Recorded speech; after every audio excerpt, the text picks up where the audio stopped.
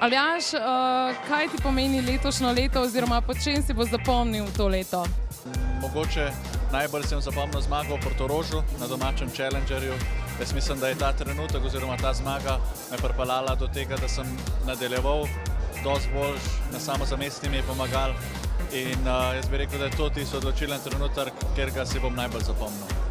Kaj pa ti v bistvu pomenijo ta dva priznanja, ki si jih danes prejel? Najboljši igralec lestvice pač pomeni neko potrditev za trdo delo.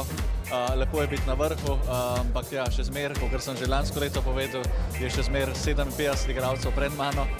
Ja, definitivno bi izpostavil Davis Cup tekmo proti Egiptu.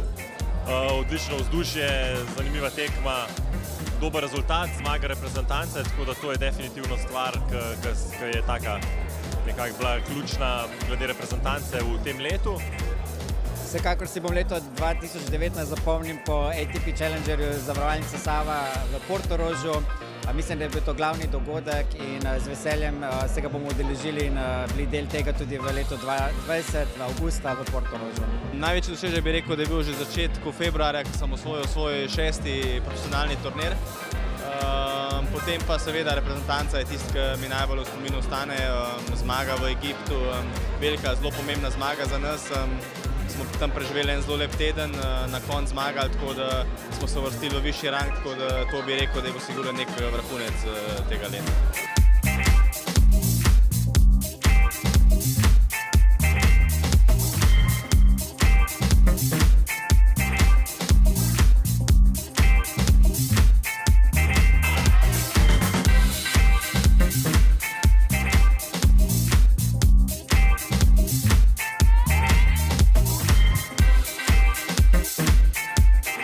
Definitivno je bilo eno prehodno leto, moje teniško leto pa mislim, da si bom najbolj zapomnila po tem, da sem osvojila oziroma zmagala svojo prvo turnirsko zmago na turnirjih Grand Slama.